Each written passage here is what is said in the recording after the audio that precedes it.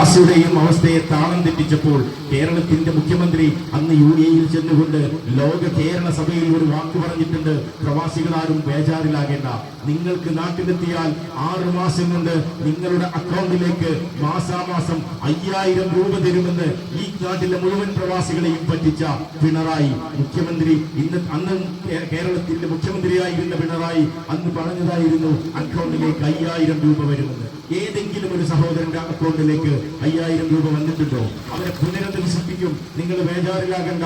ഇതാക്കാത്തുമായി ബന്ധപ്പെട്ട് നിങ്ങൾ നാട്ടിലേക്ക് വരുമ്പോൾ നിങ്ങൾക്ക് സ്വയം തൊഴിൽ തുടങ്ങാനുള്ള സംവിധാനം കേരളത്തിൽ ഒരുക്കിയിരിക്കുമെന്ന് ലോക കേരള സഭയിൽ പടായി പറഞ്ഞു കേരളത്തിന്റെ മുഖ്യമന്ത്രി.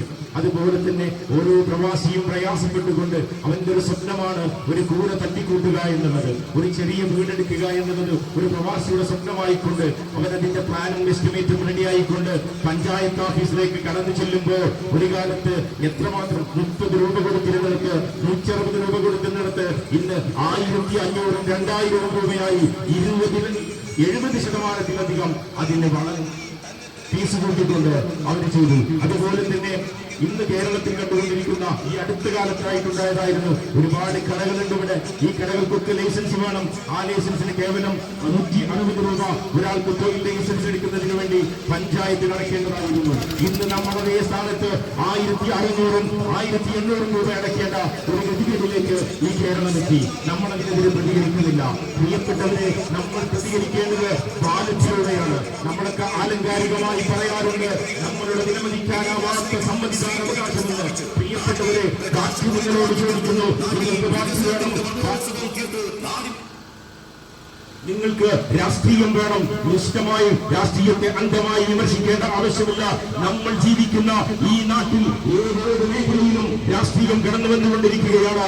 നമ്മൾ ഒത്തിരിക്കുന്ന ഡ്രസ്സില്, നമ്മൾ കഴിച്ചുകൊണ്ടിരിക്കുന്ന ഭക്ഷണം, ഇതിലൊക്കെ രാഷ്ട്രീയം കടന്നു വന്നുകൊണ്ട് നമ്മളുടെ രാഷ്ട്രീയം എല്ലാ രീതിയിലും ജീവിതത്തിൽ ഇടപെട്ടുകൊണ്ടിരിക്കുകയാണ്. ഞാനും നിങ്ങളും രാഷ്ട്രീയം വേണ്ട എന്ന് പറയുകയും രാഷ്ട്രീയവാദമായി നമ്മൾ മാറി നിൽക്കുകയും ചെയ്യുമ്പോൾ ഞാനും നിങ്ങളും അറിയാതെ നമ്മിലേക്ക് രാഷ്ട്രീയം കടന്നു വരുന്നുണ്ട്. നമുക്കറിയാം ഇന്ന് നമ്മൾ എന്ത് കഴിക്കണമെന്ന് ചിന്തിക്കുന്നത്, ഇന്ന് നമ്മൾ എന്ത് കഴിക്കരുത് എന്ന് നിശ്ചയിക്കുന്നത് ഇവിടുത്തെ ചില രാഷ്ട്രീയ പാർട്ടികളാണ്. അതുപോലെ തന്നെ ഏത് മേഖലയിലും നമ്മളെങ്ങനെ പ്രവർത്തിക്കണമെന്ന് നമ്മളെ കൊണ്ട് പറയുന്നത്, നമ്മൾ എന്തൊടുക്കണം, നമ്മൾ എന്ത് തിന്നണമെന്ന് പറയുന്നത് രാഷ്ട്രീയമാണ്. അതൊക്കെ നമ്മളിലേക്ക് അറിയാതെ ഇറങ്ങി ചെല്ലുമ്പോൾ ആ രാഷ്ട്രീയത്തിൽ നമുക്ക് വേണ്ട അവകാശങ്ങൾ നേടിയെടുക്കാൻ നമ്മൾ പ്രവർത്തിച്ചേ മതിയാവുകയുള്ളൂ. പ്രിയപ്പെട്ടവരെ, നമുക്കറിയാം കഴിഞ്ഞ കാലങ്ങളിൽ ഈ കേരള സർക്കാർ ഏത് രീതിയിലാണ് പ്രവർത്തിച്ചത് എന്ന് നമ്മളിന്ന് വിശദമായി ഒന്ന് ചിന്തിച്ചു നോക്കിയാൽ മതി.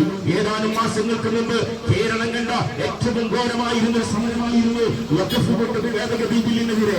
അന്ന് നമ്മൾ ശബ്ദിച്ചതുകൊണ്ടാണ് വഖഫ് ഭേദഗതി വരാതിരുന്നതും വഖഫ് ബോർഡ് PSCക്ക് വിടാതിരുന്നതും. എന്നാൽ അതേ സ്ഥാനത്ത് ഇന്ന് നമ്മൾ കണ്ടുകൊണ്ടിരിക്കുകയാണ് മതവിശ്വാസികളെ ഏതൊക്കെ രീതിയിൽ ചൂഷണം ചെയ്യാൻ സാധിക്കുമോ ആ രീതിയിലൊക്കെ ഈ ഇടതുപക്ഷ സർക്കാർ ചൂഷണം ചെയ്തുകൊണ്ടിരിക്കുകയാണ്.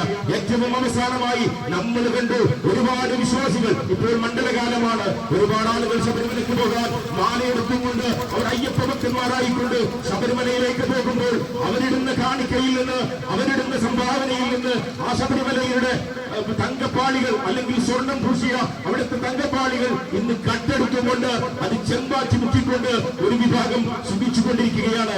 മതത്തിൽ അവർക്ക് വിശ്വാസമില്ല. യാതൊരു മതവിശ്വാസിയും അവരല്ല. അവർ ഹിന്ദുവല്ല, അവർ ക്രിസ്ത്യാനിയല്ല, അവർക്ക് മതമില്ല എന്നാണ് പറയുന്നത്. എന്നിട്ടും ദേവസ്വം ബോർഡുകളും അതുപോലെ തന്നെ വഖഫ് ബോർഡുകളും മതവിശ്വാസികളുടെ വിശ്വാസങ്ങളിൽ കടന്നുകൂടിക്കൊണ്ട് അതിൽ രാഷ്ട്രീയം കലർത്തിക്കൊണ്ട് അവിടുത്തെ ആളുകളെ മാറ്റി നിർത്തിക്കൊണ്ട് അവിടെ ഞങ്ങൾ നിശ്ചയിക്കുന്ന ആളുകൾ വേണമെന്ന് പറയുന്നത് അവർക്ക് കക്കാനാണ്. പ്രിയപ്പെട്ടവരെ, ശബരിമലയിൽ മുമ്പ് സ്ത്രീ പ്രവേശവുമായി ബന്ധപ്പെട്ടുകൊണ്ട് അവര് സമരം നടത്തി, പ്രശ്നങ്ങൾ ഉണ്ടാക്കി, നാട്ടിലെ ജനങ്ങളെ തമ്മിൽ തല്ലിച്ചു. അതുപോലെ തന്നെ വഖഫ് ബോർഡിന്റെ പേരിലും അവർ പ്രശ്നങ്ങൾ ഉണ്ടാക്കിക്കൊണ്ടിരിക്കുകയാണ്. ഇതുപോലെ നിരന്തരം ഈ രാജ്യത്തെ മതവിശ്വാസികളുടെ മതസ്വാതന്ത്ര്യത്തെ ഹനിച്ചുകൊണ്ട് കേന്ദ്രം ഭരിച്ചുകൊണ്ടിരിക്കുന്ന NDA സർക്കാരിന്റെ ഒരു B ടീമായിക്കൊണ്ട് കേരളം ഭരിച്ചു